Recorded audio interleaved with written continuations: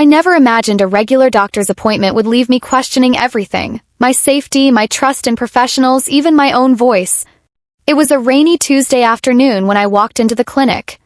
I had been feeling some discomfort in my lower abdomen for a few days and decided not to take any chances. The receptionist handed me a form to fill out, her smile practiced, polite. The waiting room smelled faintly of antiseptic, and the low hum of a talk show played on the wall-mounted TV. I didn't think much of it when I saw the name on the door, Dr. Malcolm Reed. I had never seen him before, but the clinic had good reviews. I trusted the process. "Miss Sarah Daniels?" the nurse called. I stood up, clutching my bag. The nurse, a middle-aged woman with kind eyes, led me through a hallway lined with medical posters and into a clean, well-lit room. "Dr. Reed will be with you shortly," she said, then closed the door behind her. I sat on the examination table, fidgeting with the strap of my purse. Moments later, the door opened and in walked a tall man in his 40s, salt and pepper hair, clean-shaven, with wire-rimmed glasses and a calm smile. He wore a white coat with a stethoscope draped around his neck like a badge of honor. "Good afternoon, Ms. Daniels," he said, holding out his hand. "I'm Dr. Reed." I shook it, trying to steady my nerves. "Hi. I've been feeling some pain in my lower abdomen, sort of off and on for the past few days." He nodded, flipping open a chart. "Any nausea? Fever?" "No, just the pain. It comes and goes." "All right, let's have a look," he said, motioning toward the examination bed. He asked me to lie down and lift my shirt slightly so he could feel the area. I followed his instructions, trusting that this was routine. He pressed gently on my abdomen in various places, asking me to let him know if anything hurt. His touch was professional at first. Then he asked me to unbutton my jeans. I hesitated. "Is that necessary?" "Yes," he said quickly, almost impatiently. "I need to check for hernias or any abnormalities lower down." Still unsure but not wanting to come across as difficult, I complied. He lowered the waistband of my jeans slightly, his hand now moving slower, more deliberately. I felt a sudden chill run down my spine. Something wasn't right. "Does this hurt?" he asked, pressing near my hip bone. "No." He moved his hand lower, fingers brushing against skin that had nothing to do with my abdomen. I tensed. "Relax," he said, almost too softly. That's when I knew. This wasn't a medical examination anymore. Panic surged through me, but I couldn't find my voice. I froze, like my body had betrayed me. Was I overreacting? Was I imagining things? Was this still part of the exam? He kept talking, saying clinical things, trying to sound professional. But his hands were telling a different story. I finally sat up, pulling my shirt down and stepping off the table. "I think that's enough," I said, my voice shaking. He looked surprised, almost annoyed, but quickly masked it. "Very well," he said, scribbling something on his chart.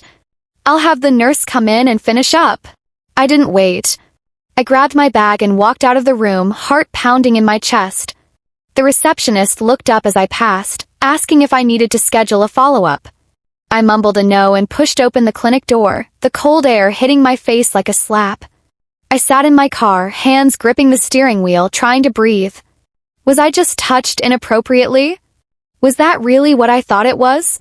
Or was I losing my mind? My throat tightened as tears threatened to fall. I felt violated, confused, angry, and worst of all, unsure of what to do next. 'Cause what do you do when the person you're supposed to trust crosses the line? That night, I barely slept. Every time I closed my eyes, I saw his face. The sterile room. His hands. That moment I froze on the table, paralyzed by uncertainty, trying to tell myself it wasn't what I thought it was. But it was. Kept replaying it over and over in my head, second-guessing every choice. Why didn't I speak up louder? Why didn't I leave the moment I felt uncomfortable? Why did I even unbutton my jeans in the first place? The shame crept in like fog, quiet, slow, and suffocating. The next morning, my best friend Lila called. She noticed my voice was off before I even said a full sentence. "What's wrong, Sarah?" she asked gently. I hesitated. "Can we meet up?" "Of course. My place or yours?" "Yours." I need to talk." Half an hour later, I was sitting on her couch, holding a mug of untouched coffee, staring into space while Lila watched me with growing concern. It was supposed to be a normal checkup, I began, my voice thin. But something happened. I don't even know how to explain it. Her face softened with alarm. What do you mean? I told her everything, step by step. From the moment I walked in to the moment I left. Her expression shifted from concern to disbelief, then to anger. Are you saying he touched you inappropriately? I nodded slowly, tears brimming in my eyes. I didn't say anything. I just froze. Lila reached over and grabbed my hand. Sarah, that's not your fault. I looked away. But I didn't stop him right away. I let it happen. What if I'm overreacting? You're not. You know the difference between a medical exam and a violation. And the fact that you even have to doubt yourself shows how wrong that was. I felt the tears spill over, quiet and painful. I feel disgusting. Lila hugged me tightly. No. You were violated by someone who took advantage of your trust. That's on him, not you. Her words comforted me more than I expected. After a long silence, she pulled back. Are you going to report him? I hesitated. I don't know. I don't have proof. What if no one believes me? They'll believe you. And even if they don't, you still have the right to speak up. I sat with that thought for a while. Report him? Go public? Risk being shamed or doubted? But the idea of letting him do this to someone else, some other unsuspecting woman who just needed help, that thought made me sick. I'll think about it, I finally said. Lila nodded. Whatever you decide, I'm with you. The next day, I stayed home from work. I needed space. I needed air. But most of all, I needed answers. I started by Googling Dr. Malcolm Reed. His clinic had 5-star reviews. No complaints. No scandals. Nothing. On paper, he was the picture of professionalism. But predators don't always leave a trail. Some wear white coats and carry stethoscopes. I thought about the nurse who'd brought me into the room. Did she know? Had she seen anything before? Or had I been the only one? I opened my email and began typing. I addressed it to the clinic's administrative director, explaining in careful, clear detail what had happened. I didn't hold back, but I also didn't dramatize. When I was done, I reread it 3 times. My finger hovered over the send button. Then I clicked it. My heart raced. My palms were sweaty. But I had done it. I had spoken up. Later that afternoon, I got a response. It was brief. Cold. Corporate. We take allegations seriously. We will review this matter internally. Thank you for your feedback. That was it.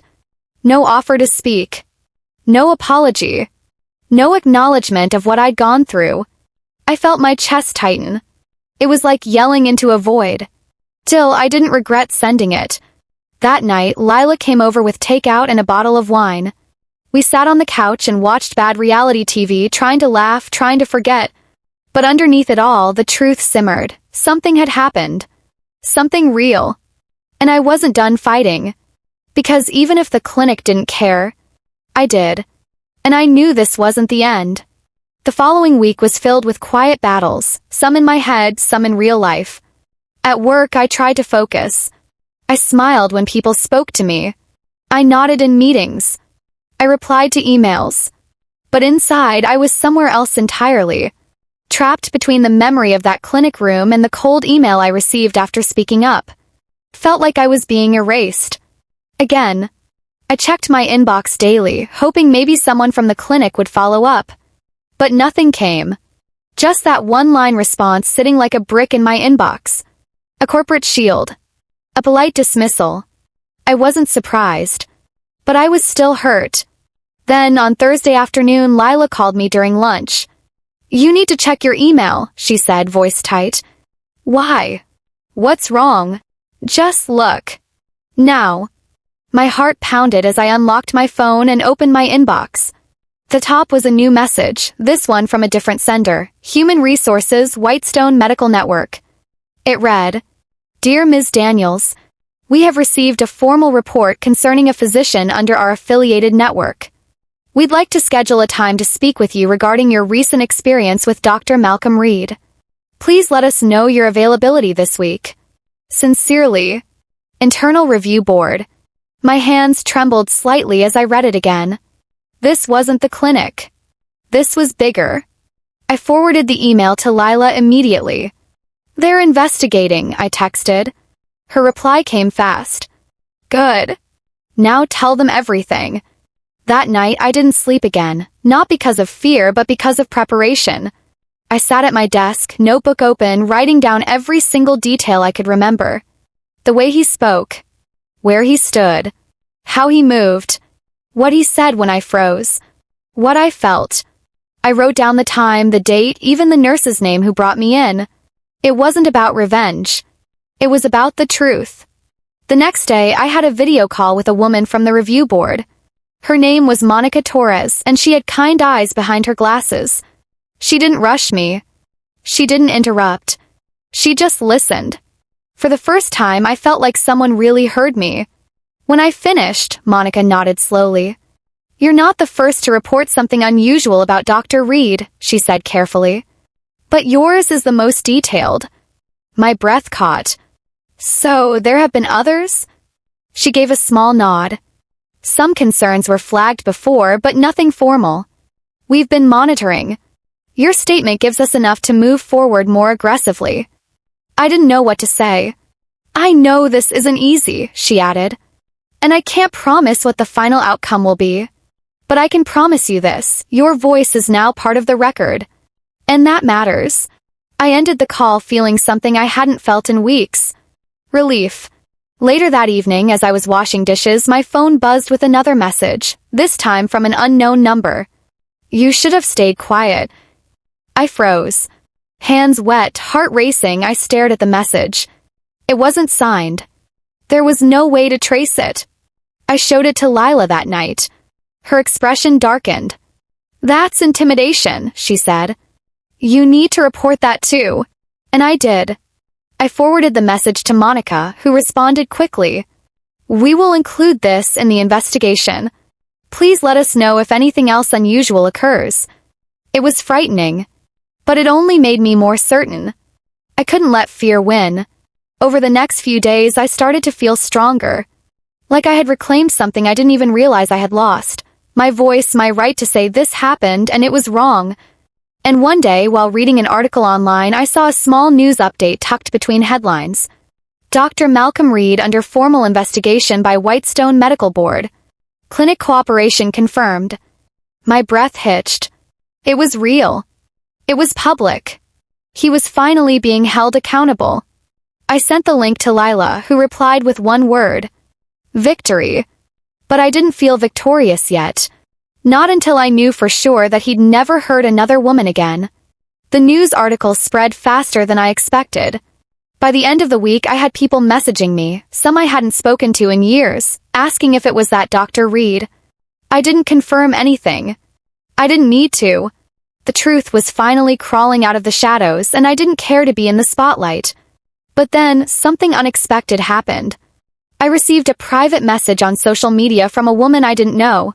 Her profile photo was simple, a smiling face, dark curls, kind eyes. Her message was short. Hi.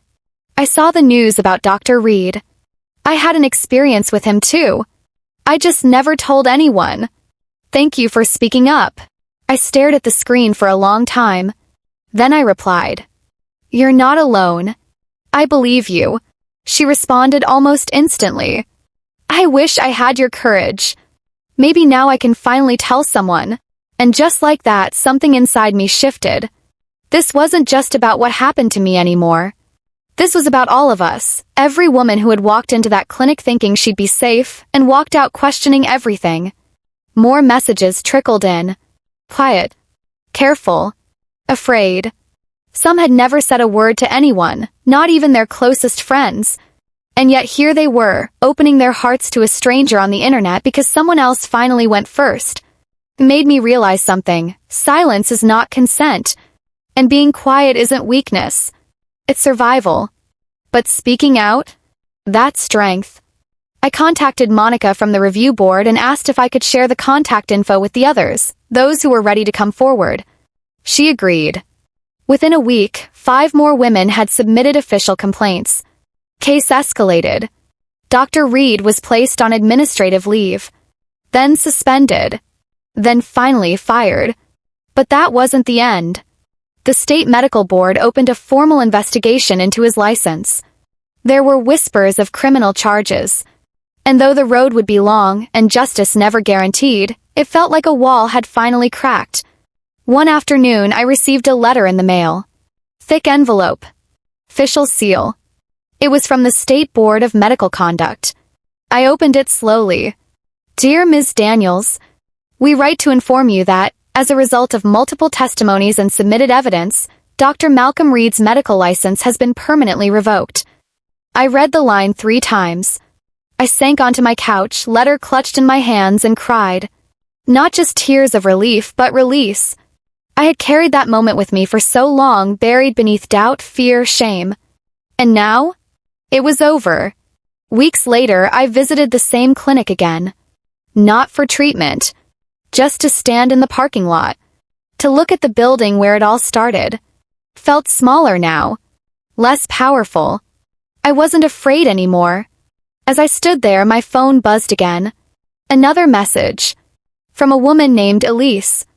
You don't know me, but your story saved me. Thank you. I smiled, tears welling up once more, this time without pain. This journey didn't just give me closure. Gave others a voice. And in a world where women are told to sit quietly, to not make noise, to doubt their instincts and suppress their truth, speaking up became my loudest scream. I wasn't just a patient. I wasn't just a victim. I was a witness. A warrior. A reminder that no one, not even those in positions of power, are untouchable. And from that day on, I carried myself differently. Not as someone broken, but as someone rebuilt. One truth at a time.